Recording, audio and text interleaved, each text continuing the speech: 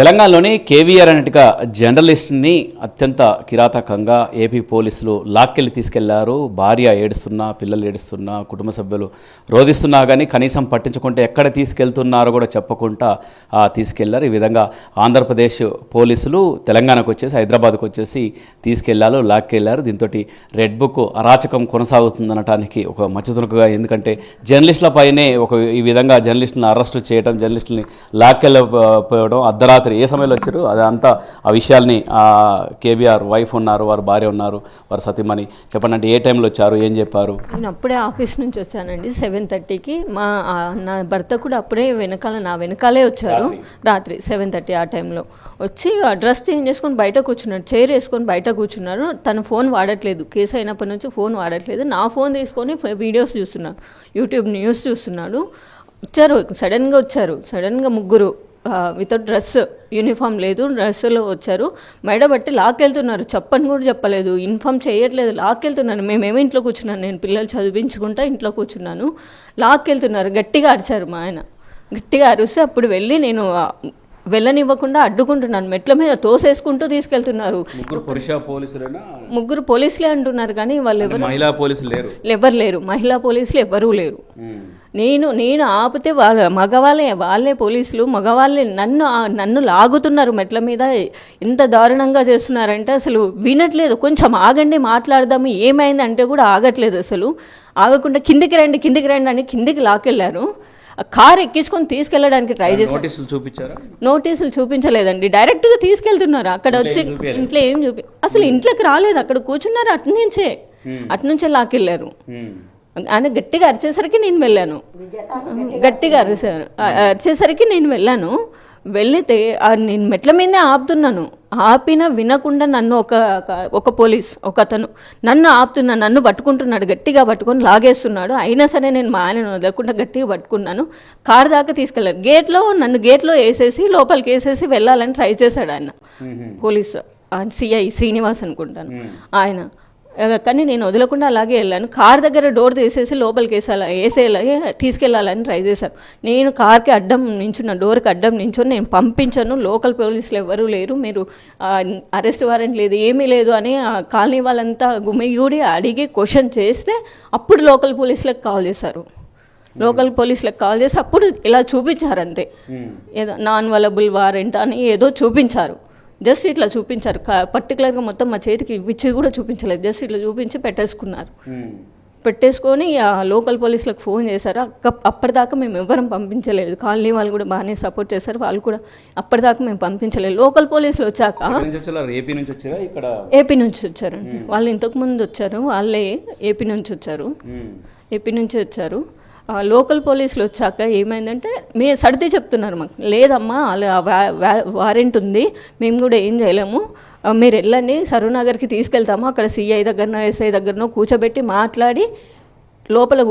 మాట్లాడి మీ వాళ్ళు వచ్చిన తర్వాతనే పంపిస్తామని చెప్పారు. కానీ అక్కడికి తీసుకెళ్ళిన తర్వాత లోపలికి కాదు కదా, బండి దిగంగానే నన్ను ఇద్దరు లేడీ కానిస్టేబుల్ పట్టుకున్నారు. ఆయన తీసుకెళ్ళి అక్కడ వరకు రాలే, అక్కడ స్టేషన్లో వచ్చారు లోకల్ పోలీసులు వాళ్ళు, local constables, local Saroornagar police constables వాళ్ళు. నేను దిగంగానే నన్ను పట్టేసుకుని నేను ప్రైవేట్ వెహికల్లో వేసుకొని తీసుకెళ్ళిపోయారు సార్. నన్ను తీసుకెళ్ళి లోపల కూర్చోబెట్టారు. పిల్లలు ఏడుస్తున్నా చాలా, మేము అందరం ముగ్గురం ఏడుస్తున్నాము. చూసారు కదా సార్, వీడియోలు కూడా ఉన్నాయి, ఎంత ఏడుస్తున్నారు. పిల్లల ఏడుపులు కూడా వినబడుతున్నాయి. ఎంత అట్లీస్ట్ ఫోన్ లాక్కున్నారు. అది ఫోన్ నాది సార్. వెహికల్లో నేను కూడా వెళ్ళాను, సరూనగర్ పోలీస్ స్టేషన్ వెహికల్ ఉంటుంది, ఆ వెహికల్లో నేను కూడా వెళ్ళాను. నేను ఒక్కరిని పంపించాను, నేను కూడా వస్తానని చెప్పి వెళ్ళాను. వెళ్తే ఏమైంది అంటే నా ఫోన్ ఇవ్వండి అని ఎంత ఏడ్చినా ఇవ్వలేదు. నా పిల్లలు ఫోన్ చేస్తున్నారు, ఎన్ని కాల్స్ వస్తున్నాయి, చాలా కాల్స్ వస్తున్నాయి, ఒక్కసారి లిఫ్ట్ చేయండి, పిల్లల్ని అక్కడ రోడ్డు మీద వదిలేసి వచ్చాను, పిల్లల్ని కాల్ లిఫ్ట్ చేయండి, లిఫ్ట్ చేసి మాట్లాడండి, పిల్లల దగ్గర ఎవ్వరూ లేరు అని చెప్పినా కూడా వినలేదు. వాళ్ళు ఫోనే ఇవ్వలేదు. ఏం కాదమ్మా, ఏం కాదు, ఎవరో ఒకరు చూసుకుంటారు, మీ చుట్టాలు చాలామంది ఉన్నారు కదా, అంతమంది వచ్చారు కదా, ఎవరో ఒకరు చూసుకుంటారు, ఏం కాదు, వదిలేయండి, మీరు కూడా అనవసరం రావడం, మేము ఏం కాదు, ఇది చిన్న కేసే, మేము వెళ్ళి 24 అవర్స్లో మళ్ళీ వచ్చేస్తారు, మీరేం భయపడకండి అని కార్లో చెప్తున్నారు. రాత్రి సమయంలో వచ్చి ఈ విధంగా మహిళలను చూడకుండా పిల్లలను చూడకుండా ఇంత దారుణంగా తోసేస్తున్నారంటే ఒక లేడీ అని చూడకుండా ముగ్గురు నేను ఎంత లోకల్ పోలీసులు వచ్చేదాకా నేను పంపియానని గట్టిగా పట్టేసుకుని కూర్చున్నాను. లాగుతున్నారు, అసలు లాగి తోసేయడానికి కింద పడిపోతున్నాను, కానీ ఇంకా కంట్రోల్ చేసుకొని వెయిట్ చేశాను అన్న కోసం. లోకల్ పోలీసులు స్థానికులు కూడా అంటే ఏం పట్టించుకోవట్లేరా? స్థానికులు ఎక్కడి నుంచి వచ్చారు ఏమన్నా అంటే కూడా లేదు సార్, స్థానికులు అస్సలు రెస్పాన్స్ లేదు. ఇక్కడ నుంచి తీసుకుపోయిన తర్వాత అక్కడ నుంచి పంపించిన తర్వాత మీరు ఇంటికి వెళ్ళిపోండి అని చెప్తున్నారు. నేను అట్లెట్లా వెళ్తాను, మీరు వచ్చిన తర్వాతనే తీసుకెళ్లారు, మీరే బాధ్యత, నేను మా ఆయన వచ్చేదాకా ఇక్కడే కూర్చుంటా అంటే కూర్చోండి, మాకేం ప్రాబ్లం లేదు, ఎన్ని రోజులైనా కూర్చోండి, ఇక్కడ ఏమి ఉండదు, మీరు ఏ స్టేషన్లో కేసు అయిందో ఆ స్టేషన్కి వెళ్ళమని చెప్తున్నారు. పట్టించిందేమో వాళ్ళు, అంటే లోకల్ పోలీసులు వచ్చిన దాకా తీసుకెళ్లారు, పోలీసులు వచ్చినాక తీసుకెళ్లారు. మీరు మాకు ఏదైనా భరోసా ఇవ్వండి అంటే లేదు మేడం మేమేం చేయలేము, మీరు వెళ్ళిపోండి అంటున్నారు. నేను వెళ్ళని ఇక్కడే ఉంటాం ఆయన వచ్చేదాకా అని చెప్పేసి అక్కడే కూర్చున్నా. 1:30 దాకా అక్కడే కూర్చున్నాము నైట్. ఏ కేసులో ఏమైనా గాయాలని ఇక్కడ గీసుకుంది సార్, వాళ్ళు తోసేయడంలో అక్కడక్కడ చిన్న గోడకి తగలడం స్టెప్స్ పైన. ఓకే, అంటే గతంలో ఏ కేసులో కేవీఆర్ గారిని తీసుకెళ్లారు? కర్నూలులోనేమో అదే శివయ్య రూపం ఏందో చంద్రయ్య రూపం అని ఒక కేసు, అది ఇప్పుడు బొబ్బిలిలో అయ్యిందేమో రెడ్ బుక్ రాజ్యాంగానే ఎర్రి బుక్కు రాజ్యాంగం అన్నాడు. అయితే ఎర్రి బుక్కు అనకుండా వేరే వర్డ్ పెట్టారు, బూత్ వర్డ్ పెట్టి తీసుకొచ్చారు కేసు. అప్పుడు ఆ రోజు మీరు ఒకటి ప్రెజెంట్ చేసేస్తే వాళ్ళు ఇంకోటి క్రియేట్ చేసిర్రు అనని మాట పెట్టారు. ఎర్రి బుక్కు అన్నాడు, రెడ్ బుక్కుని ఎర్రి బుక్కు అన్నాడు. వాళ్ళేమో బూత్ వర్డ్ యాడ్ చేసి దేశద్రోహం కేసు, ఫీమేల్ అవయవాల అలా అని చెప్పేసి కేసు పెట్టి మీరు ఒకటి ప్రజెంట్ చేస్తే వాళ్ళు ఇంకోటి క్రియేట్ చేసి తీసుకొచ్చారు. అప్పుడు వీళ్ళందరూ లాయర్లు వాళ్ళందరూ వచ్చేసి నోటీస్ లేకుండా ఏం లేకుండా ఎలా తీసుకెళ్తారని చెప్తే అప్పుడు నోటీస్ ఇచ్చేసి వెళ్ళారు. కానీ మేము ఎందుకు వెళ్ళలేదు అంటే కర్నూలులో ఆల్రెడీ పోలీస్ స్టేషన్లో కేసు అయినప్పుడు నా భర్త ఓన్గా తనంతకు తాను కేసుకి అటెండ్ అయ్యాడు, అంటే ఎంక్వైరీకి అటెండ్ అయితే తీసుకెళ్ళి 3rd డిగ్రీ ప్రయోగించాడు. ఆ భయంతోనే ఇప్పుడు వెళ్ళలేకపోయినాం మేము. లేదంటే మేము వెళ్ళడానికి మేము రెడీగానే ఉన్నాం, కానీ అక్కడికి తీసుకెళ్తే తెలియని ఏరియా, ఎక్కడో 14 hours 15 hours journey, Vizianagaram Bobbili, అక్కడ ఎవరూ తెలియదు మాకు. తీసుకెళ్ళి ఏం చేస్తారనే భయంతో వెళ్ళలేదు. ఇప్పుడు వెళ్ళలేదు అని చెప్పేసి నాన్ అవైలబుల్ వారెంట్ అనేది ఏదో పట్టుకొని వచ్చి తీసుకెళ్ళాను.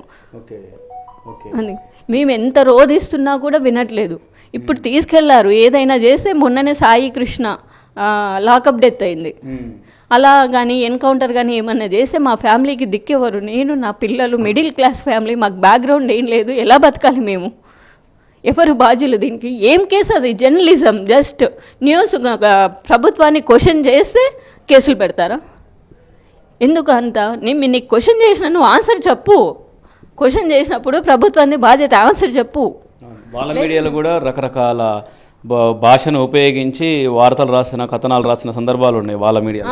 అవన్నీ ఏమి కాదు. వాళ్ళ ఆంధ్ర వాళ్ళు వచ్చి ఇక్కడ జబర్దస్త్లో ఎన్ని బూతులు మాట్లాడుతున్నారు, వాళ్ళని ఎవరు ఏం చేయట్లేరు కదా, అంతకంటే ఎక్కువ దారుణంగా మాట్లాడారు.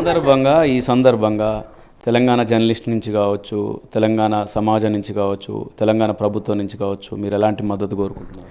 నేను తెలంగాణ ప్రభుత్వం నుంచి కొంచెం రేవంత్ రెడ్డి గారి నుంచి కొంచెం మాకు సపోర్టివ్గా నిలబడి మా ఆయన కేసు ఏంటో పరిష్కరించాలని కోరుకుంటున్నాను.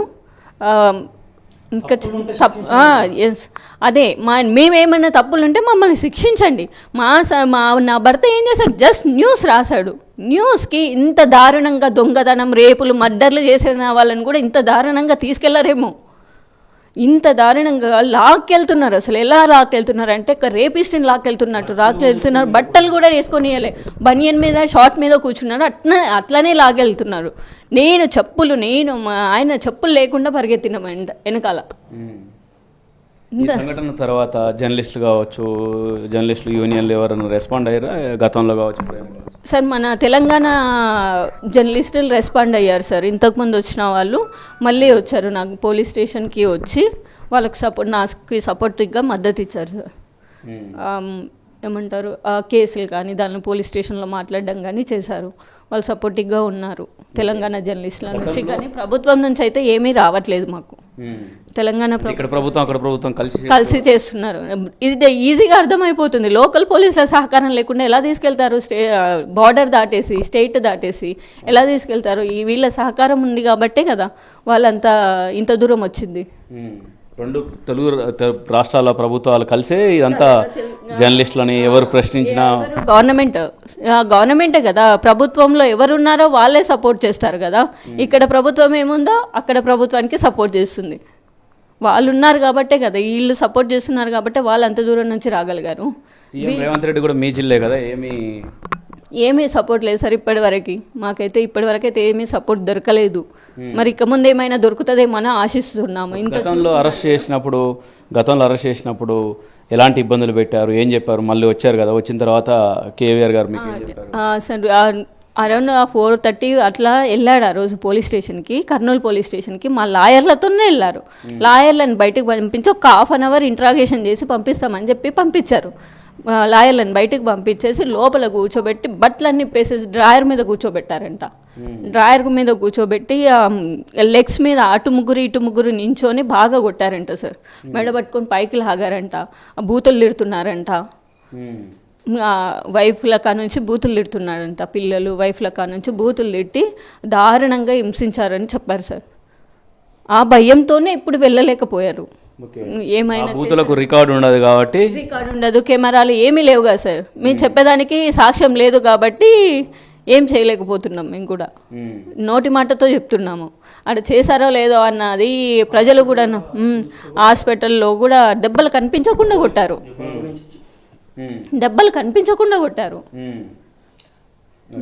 నైట్ అక్కడనే ఫస్ట్ టైం అక్కడనే పోలీసులను పెట్టుకొని మరుసటి రోజు 5 గంటల వరకు కూడా వదలలేదు. ఏపీ కార్పొరేషన్లో కేసు వేస్తే అప్పుడు బయటకు తీసుకొచ్చి ఎంఆర్ఓ దగ్గర అటెండ్ చేసి ఏదో కొట్లేం అన్నట్లు రాయించుకొని చేసి వదిలితే అప్పుడు వచ్చి మా గద్వాల్ గవర్నమెంట్ హాస్పిటల్లో పోయి చూపిస్తే కొట్టినట్లు రిపోర్ట్ ఇచ్చిండ్రు ఆడ కూడా ఫస్ట్ టైంలో. సెకండ్ టైం మళ్ళీ ఇది ఇట్లా అయిన నెలకే మళ్ళీ ఇది కేసు పెట్టి ఇది ఒకటి కేసు పెట్టి తీసుకొచ్చి రెడ్ బుక్ రాజ్యాంగం పెట్టాక ఏదో చెప్పి రాసుకొని వచ్చి అది లేదు, వీడియోలో కూడా లేదు. అది చూస్తే ఆ వీడియోలో కూడా రెడ్ బుక్ రాజ్యాంగం అనే ఉంది చెప్పిండు. అనంది రాసి దాంట్లో వాడు చేసి అయితే వాళ్ళు వీళ్ళు వచ్చి మేము అనలేము కదంటే వాళ్ళు ఏమంటారు, ఆడు వచ్చి కోర్టులో చూసుకో, మాకు తెలియదు కోర్టులో తెలుస్తుంది, మాకు తెలియదు, ఆ కోర్టులో చూసుకొని చెప్తాను అన్ని చూపించుకోండి. పెద్ద జర్నలిస్టులు వచ్చి ఆ రోజు మొత్తం అటెండ్ చేసి ఆగి మొత్తం మాట్లాడండి, ఏమన్నాడు చూపించండి, మీరు చూపించి తీసుకెళ్ళండి. అది ఆనంద్ మాట ఎందుకు తీసుకెళ్తున్నారని కూడా చాలా గట్టిగా వాదిస్తే అప్పుడు నోటీసులు ఇచ్చి పోయిండ్రు. ఇది ఇట్లా అంతా వేధిస్తున్నారు. అంతా అసలు పట్టించుకో ఎంత వేధిస్తున్నారు అంటే అంత ఎవరిని వేధించరు. మళ్ళీ జర్నలిస్టులను మళ్ళీ ఏం చేసిండో వాళ్ళు కానీ అంత వేధించడం ఏంది, ఏం మాట్లాడినా చూపించాలి కదా, అది చూపించాలి కదా. మాట్లాడింది సరే వాళ్ళు కేసు పెట్టిండ్రు, ఆ కేసు పెట్టినోడు ఎవరో వాళ్ళతో చూసుకోండి, కోర్టులో చూసుకోండి అంటే ఆ బొబ్బిలు వచ్చి కోర్టులో చూసుకోవాలని చెప్పి ఇట్లా వేధించి ఇట్లా మాట్లాడడం జరుగుతుంది. వచ్చి పోలీసులు చాలా దౌర్జన్యంగా, ఏపీ పోలీసు దౌర్జన్యంగా, లోకల్ పోలీసులు పట్టించుకోవడం లేదు. వాళ్ళే వస్తున్నారు పట్టుకొని పోతున్నారు. ఆడున్నారు కానీ పబ్లిక్ అడిగితే రాత్రి కూడా నువ్వు వైపు లోకల్ పోలీసులు ఏడ ఉండరు అని అడిగితే అప్పుడు ఏదో ఫోన్ చేసి పిలిపించిండు అన్నట్లు. అట్లా అంత దౌర్జన్యంగా వస్తున్నారు ఏపీ పోలీసులు, తెలంగాణలోకి దౌర్జన్యంగా లాక్కపోతున్నారు. ఇది పరిస్థితి. మరి 2 రాష్ట్రాల ప్రభుత్వాలు కలిసి చేస్తున్నట్లని ఇప్పుడు 2 సంవత్సరాలు రేవంత్ రెడ్డికి ఇన్ని జర్నలిస్టులు ఇంత మొత్తుకుంటూ చేస్తున్నారు. రేవంత్ రెడ్డికి ఎక్కట్లేదా, తెలియట్లేదా, అసలు స్పందించడం లేదు. అసలు స్పందిస్తే కూడా అసలు పోలీస్ స్టేషన్లో పోలీసులు స్పందించకుండా ఏపీ పోలీసులు లాక్కెళ్తున్నారు. ఇండ్లగాళ్ళు వచ్చి ఇండ్లు వచ్చి వాళ్ళని తోసి లాక్కెళ్తున్నారు. తెలంగాణ పోలీసులు లేకుండా ఆ కేసు ఏదో చూపించి కేసు తప్పు ఉంది అని చూపించి ఆ లోకల్ పోలీసు తీసుకొచ్చారు పెట్టుకొని వాళ్ళు తీసుకెళ్ళని తప్పు ఉంటే ఆ తప్పులు లేకుండానే మొత్తం ఇంత దౌర్జన్యం చేస్తున్నారు ఏపీ పోలీసులు వచ్చి తెలంగాణలో. మళ్ళీ ఇంతగా తెలంగాణకి ఇంకా ఈ దరిద్రంగా వదిలేనట్లుంది ఏపీ అదే సార్, ఆ కేసు అయింది 18కి, ఏప్రిల్ 18కి వచ్చారు పోలీసులు. సరే అని చెప్పేసి మేము సార్ ఆ కేసుకి భయపడి రావట్లేదు ఇంటికి. ఎన్ని రోజులు ఇలా ఉంటారని చెప్పేసి నేను ఊరికి తీసుకెళ్ళి పెట్టాను.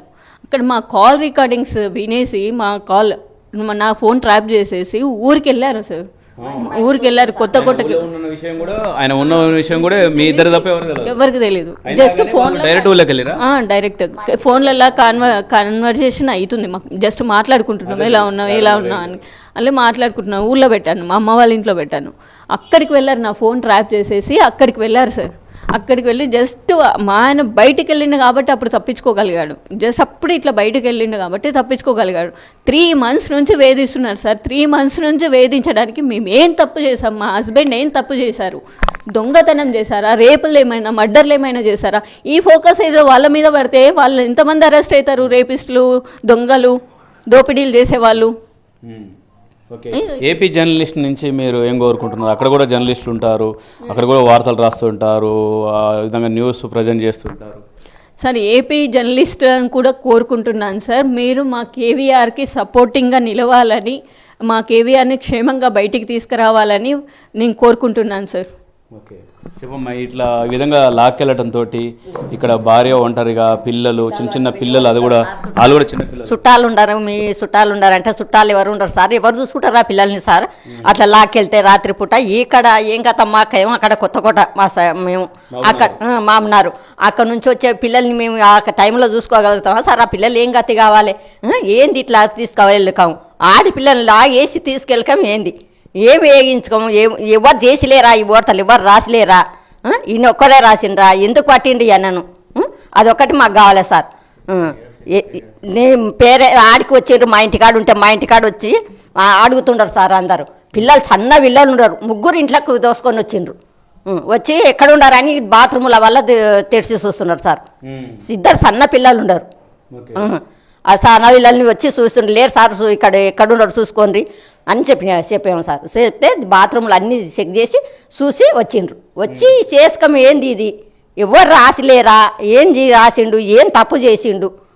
ఎందుకు ఏదించుతున్నారు? మా పిల్ల ఇంత ఏదో జాబ్ చేసుకొని బతుకుతుంది, ఆ జాబ్ కూడా చేసుకోనియకుండా పిల్లల్ని ఎట్లా పోషించుకోవాలి? ఇట్లా చేస్తే చెప్పండి సార్. అది ఒకటి. 3 months నుంచి నేను ఒక్కదానే ఉన్నా సార్. నాకు జాబ్ ఉంది కాబట్టి నా పిల్లలు మా అమ్మ వాళ్ళ ఇంటికాడ పెట్టాను. మా ఆయన ఎక్కడెక్కడో తిరుగుతున్నారు. 3 months నుంచి ఒక్కదాన్ని ఇంట్లో ఉంటున్నాను. స్కూల్ ఓపెన్ అయిందని చెప్పేసి మొన్ననే తీసుకొచ్చాను పిల్లల్ని. ఎన్ని రోజులు స్కూల్కి పంపించకుండా ఉంటానని చెప్పేసి మొన్ననే తీసుకొచ్చాను. ఎందుకు ఇంత దారుణంగా చేస్తున్నారో అర్థం అవ్వట్లేదు. 3 months నుంచి ఒక్కదాన్ని నైట్ టైంలో ఒక్కదాన్ని పడుకోవాల్సి వచ్చింది. నేను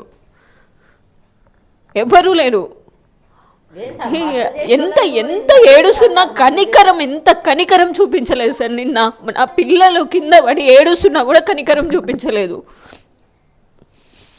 ఏం దారుణమో ఏంటో అర్థం అవ్వట్లేదు సార్. ఇప్పుడు ఏడ ఉన్నాడో కూడా తెలియదు. నైట్ తీసుకెళ్లారు, ఇప్పటిదాకా ఇన్ఫర్మేషన్ లేదు. ఎక్కడున్నారు, ఎక్కడికి తీసుకెళ్తున్నారు ఏం తెలియట్లేదు సార్ మాకు ఇన్ఫర్మేషన్. అక్కడ బొబ్బిలి అంట, మేము ఎట్లా పోగలుగుతాం సార్? ఎలా వెళ్తాము? తెలియని ఏరియా, ఎలా వెళ్ళాలో కూడా తెలియదు. ఏ పోలీస్ స్టేషన్ కూడా తెలియట్లేదు నాకు. రైట్, ఇది అంటే కేవీఆర్ భార్య ఆవేదన, ఆరోదన ఎంత దారుణం అంటే ఈ విధంగా ఏడుస్తూ కన్నూరు మున్నీరు అవుతుంది. ఎక్కడో బొబ్బిలికి తీసుకెళ్లారు, ఇంకా ఎన్ని పోలీస్ స్టేషన్లు తిప్పుతున్నారో, ఎక్కడికి తీసుకెళ్లారో కూడా తెలియదు. అది కూడా ఆ విధంగా అన్నారు, కానీ అది ఎక్కడికి తీసుకెళ్తున్నారు? ఆంధ్రప్రదేశ్ స్టేట్ అంతా తిప్పుతున్నారా ఏంటి? అరాచక పాలన, రెడ్ బుక్ అరాచక పాలనకు నిదర్శనంగా ఈ విధంగా కనీసం జర్నలిస్టులన్నా ప్రశ్నించాల్సి ఉంటుంది. ఇటు తెలంగాణ జర్నలిస్టులు, అటు ఆంధ్రప్రదేశ్ జర్నలిస్టులైనా ప్రశ్నించాలి. తెలంగాణ ప్రభుత్వం నుంచి కూడా మద్దతు ఉండాలి, మాకు సపోర్టు ఉండాలి. ఇంతవరకు ఏదీ లేదు. పిల్లలకు నేనే ఈ విధంగా ఉద్యోగం చేస్తూ కుటుంబాన్ని పోషిస్తున్నాను. ఆయన జర్నలిస్ట్ వృత్తి పేరుతో ఈ విధంగా పోలీసులు గతంలో పెట్టినటువంటి ఇబ్బందులు, అరాచకంగా కొట్టడం, కొట్టిన తర్వాత ఆ విధంగా జంకిపోయినటువంటి కేవీఆర్ని ఇంకా మళ్ళీ ఒకసారి కూడా ఈ విధంగా గతంలో ఉన్నటువంటి కేసును దృష్టిలో పెట్టుకుని అదే కేసు విషయంలో మళ్ళీ వచ్చేసి అరెస్టు చేయటం, ఎలాంటి అరెస్టు వారెంట్ చూపించకుండా స్థానిక పోలీసులకు కూడా సమాచారం ఇవ్వకుండా రావటం, స్థానికంగా ఈ విధంగా లాక్కెళ్ళటం, పిల్లలు ఏడుస్తున్నా, పెడబొబ్బలు పెడుతున్నా, బాధపడుతున్నా, రోధిస్తున్నా, ఈ విధంగా ఎంత బ్రతిమలాడినా కానీ వినకుండా తీసుకెళ్ళిన సమాచారం కూడా చెప్పకుండా వెళ్ళటం, ఏంది ఎట్లా అనేటువంటి ఆవేదన, ఆందోళన, కన్నీరు మున్నీరు అవుతూ చెప్తున్నారు కేవీఆర్ భార్య. కెమెరా పర్సన్ మహేష్తో రవిచంద్ర, సాక్షి టీవీ, హైదరాబాద్. మరిన్ని అప్డేట్స్ కోసం ఛానల్ను సబ్స్క్రైబ్ చేయండి. నోటిఫికేషన్స్ కోసం బెల్ ఐకాన్ పై క్లిక్ చేయండి.